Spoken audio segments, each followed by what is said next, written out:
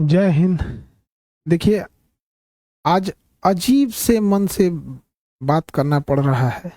बड़ी दुखद खबर के साथ अचानक से सब चीज चल रहा था। कहीं कुछ कुछ लोगों से कॉल आने लगा कि सर आप न्यूज़ देखिए, या फिर ऐसे ऐसे घटना हुई है कि रोशन सर के भाई की नेपाल में संदिग्ध स्थिति में डेथ हो गई। तो हमें कुछ देर के लिए विश्वास ही नहीं हुआ। हमको लगा कि ऐसे बोल रहा है सब। आजकल एक न्यूज वगैरह के चक्कर में हमको लगता है ऐसा, तो हम डांटे भी, तुम लोग को ये सब नहीं समझ में आता है, कुछ से कुछ बोलते रहता है। तो कुछ पल के लिए विश्वास नहीं हुआ कि ऐसे कैसे हो सकता है। फिर धीरे धीरे कुछ लोग न्यूज भेजने लगे, फिर न्यूज पे देखे। जब न्यूज देखे ना तो पैर के नीचे से जमीन खसक गया।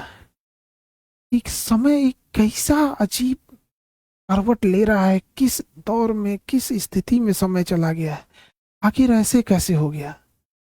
एक बार आप इसको न्यूज को पहले देखिए। उसको कोई कुछ नहीं किया गया है। इससे पहले मतलब सही से सो नहीं रहा था 5-7 दिन से। उसको थोड़ा सा जो है सेक्रेटरी प्रॉब्लम था, जो जिसका वो दवाई खाता था। ज्ञान बिंदु कोचिंग संस्थान के डायरेक्टर रोशन आनंद के भाई प्रिंस यादव की संदिग्ध स्थिति में मौत हो गई।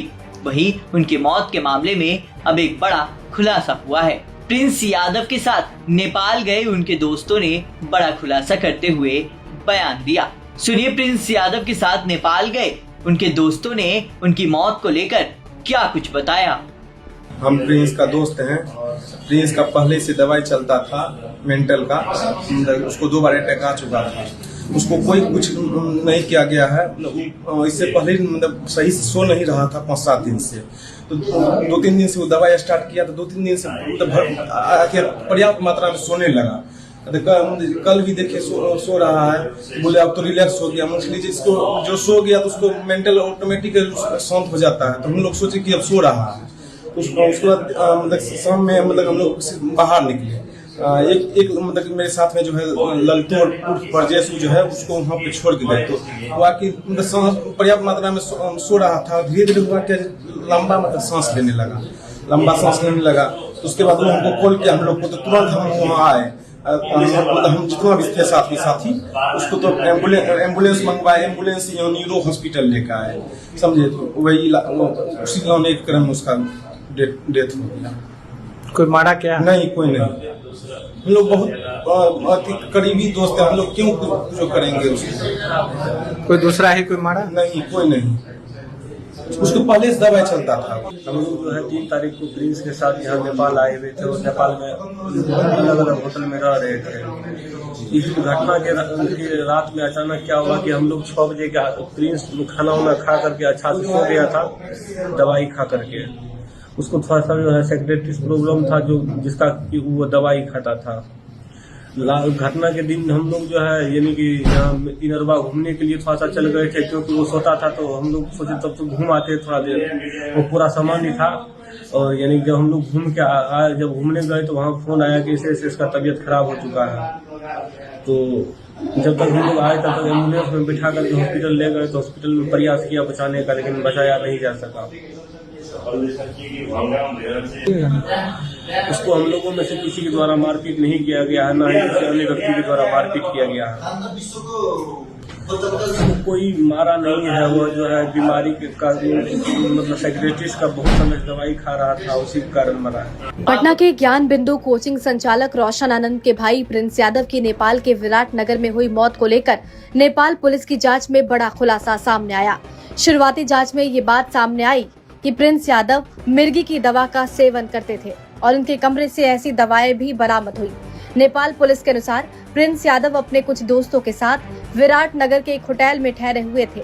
पूछताछ में उनके दोस्तों ने बताया कि प्रिंस कई दिनों से ठीक से सो नहीं रहे थे और उन्हें लगातार नींद नहीं आने की समस्या थी।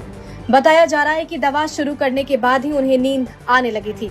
जांच के दौरान पुलिस को प्रिंस यादव के कमरे से एपिलेप्सी की दवा मिली है। पुलिस अब ये पता लगाने की कोशिश कर रही है कि वो किस बीमारी का इलाज करा रहे थे और दवा का सेवन डॉक्टर की सलाह पर कर रहे थे या नहीं। पुलिस इस पहलू को भी खंगाल रही है कि दवा, नींद की कमी और शराब के सेवन का उनके स्वास्थ्य पर क्या असर पड़ा। होटल में मौजूद दोस्तों के मुताबिक शनिवार रात प्रिंस यादव की तबीयत अचानक बिगड़ गई। इसके बाद उन्हें तत्काल अस्पताल ले जाया गया, जहां इलाज के दौरान डॉक्टरों ने उन्हें मृत घोषित कर दिया। शुरुआती तौर पर अत्यधिक शराब सेवन की बात सामने आई थी। नेपाल पुलिस ने साफ किया है कि मौत की असली वजह का पता पोस्टमार्टम रिपोर्ट आने के बाद ही चलेगा। फिलहाल पुलिस होटल की सीसीटीवी फुटेज, होटल रजिस्टर और साथ मौजूद लोगों के बयान के आधार पर जांच आगे बढ़ा रही है। वहीं नेपाल पुलिस के मुताबिक प्रिंस एपिलेप्सी की दवा का सेवन करते थे। नेपाल पुलिस ने प्रिंस के रूम से एपिलेप्सी की दवा भी बरामद की है। वहीं अब देखने वाली बात होगी कि आगे इस मामले में क्या कुछ निकल कर सामने आता है। देखिए, जब वीडियो देखने के बाद एकदम दिल दहल गया। किसी परिवार के लिए इससे कठिन दौर क्या आ सकता है। भगवान इस कठिन दौर से निकलने के लिए उनको सहन शक्ति दे। इतनी भयानक स्थिति और इतनी कठोर स्थिति में वो कैसे निकल पाएंगे लोग। इस घटना के बाद पता नहीं कैसे परिवार सहन करेगा इसको। इस कठिन दौर में हमारी संवेदना परिवार के साथ है। जब कभी आदमी ऐसी खबर सुनता है तो दिल बैठ जाता है। किसी के परिवार के साथ ऐसा ना हो, दुश्मन के परिवार के साथ भी ऐसा ना हो। हमारी पूरी संवेदना है परिवार के साथ। हमसे जो संभव हो सकेगा, हम अभी परिवार किसी बात करने की स्थिति में नहीं होगा। हम इस चीज को समझ सकते हैं कि किसी के साथ ऐसा ना हो, लेकिन हमसे जो प्रयास होगा, हमसे जो कहेंगे लोग, हम वो हर संभव मदद करने को तैयार हैं, चाहे जो कुछ वो कहेंगे। इसमें सबसे जरूरी बात क्या है कि जो मीडिया को काफी संवेदनशील होने की जरूरत है। जो ऑथेंटिक न्यूज है वही चलाएं। अलग अलग इधर उधर अफवाहें या अटकलों पे ना जाएं। ये बहुत संवेदनशील मामला है और पुलिस अपना एक ऑफिशियल बयान जारी करे जिससे कि स्पष्ट हो सके चीजें क्या हैं और जल्दी से जल्दी इसका पोस्टमार्टम रिपोर्ट सार्वजनिक किया जाए। और सबसे ज्यादा जो अजीब सा चीज लग रहा है, ये कोइंसिडेंस, ये कैसे कोई तीसरा इंसान इसमें इन्वॉल्व लग रहा है। आखिर इतनी खतरनाक चीजें, इतनी अमानवीकृत कैसे कोई कर सकता है। तो इसमें कोई ना कोई तीसरा साजिश जरूर कर रहा है। इसके लिए एक उच्च स्तरीय जांच होनी चाहिए और उच्च स्तरीय जांच की रिपोर्ट को लाया जाए और जो दोषी पाए जाएंगे उनमें एक को भी न छोड़ी जाए। फांसी से नीचे इनकी कोई सजा नहीं होनी चाहिए। आखिर ऐसा किसने, अगर किसी ने इसमें इन्वॉल्व है तो। अभी न्यूज में पता चल रहा है कि अलग अलग न्यूज अलग अलग चला रहे हैं। कृपया करके न्यूज वालों से भी हाथ जोड़कर विनती है। कोई कहता है कि मिर्गी की दवा खाई, एक दूसरा न्यूज देखो तो कोई कह रहा है कि शराब, कोई अलग न्यूज दिखा रहा है, कोई कुछ न्यूज दिखा रहा है। तो कृपया न्यूज वाले ऑथेंटिक चीजों को दर्शाओ। किसी की जान गई है, क्या मिर्गी की दवा कहाँ से थी, कहाँ से लाया गया, इसकी जांच पुलिस सार्वजनिक करे इस मामले को। और जो न्यूज में चल रहा है कि 5 लोगों को हिरासत में लिया गया है, सबसे जरूरी चीज है कि उन 5 लोग कौन कौन से थे, वो उनको नाम सार्वजनिक किया जाए। उनकी भी जांच होनी चाहिए कि वो आखिर कौन थे। दोस्त के रूप में कोई और तो नहीं था। ये तीसरा एंगल कोई हो भी सकता है इसमें। इस चीज को नकारा नहीं जा सकता है कि जिस तरह से इस मामले को तूल पकड़ाया गया, एक गार्ड का मैटर था, अपना सॉल्व हो जाता इसको, लेकिन इसको इस तरह से तूल पकड़ाया गया इतना बड़े लेवल पे। और इधर ये जब ये घटना सामने आती है तो कुछ समझ में नहीं आता है क्या करें आप। इतने कठिन परिस्थिति में पूरे लोगों को से भी विनती करते हैं कि परिवार का सहानुभूति रखें और इस बात पर जोर दें कि तीसरा एंगल पर जांच हो और जो लोग संदिग्ध, नेपाल ने किन 5 लोगों की गिरफ्तारी की है उनकी भी जांच होनी चाहिए और एक उच्च स्तरीय जांच बैठाकर जो भी दोषी पाए जाएंगे उनको फांसी से नीचे सजा नहीं होनी चाहिए।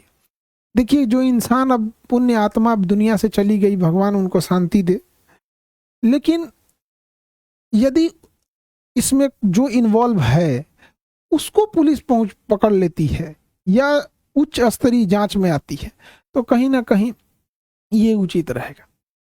इस कठिन परिस्थिति से अजीब सा समय ले आ देता है। कभी कभी समय इंसान को ऐसे जगह लाके खड़ा करता है ना, जहां इंसान को कुछ समझ में नहीं आता है क्या हो रहा है, ये समय का चक्र किधर चल रहा है, कौन सी साजिश चल रही है, कौन कौन इसमें इन्वॉल्व हो रहा है, कौन तीसरा इंसान तो नहीं इन्वॉल्व हो रहा है, आखिर वो 5 लोग कौन थे और उसके साथ क्या कर रहे थे।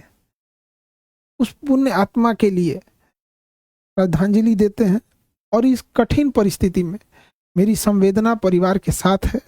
हमसे जो मदद हो सकेगा, हमसे जितना संभव हो सकेगा, हम उतना सहयोग करने को तैयार हैं।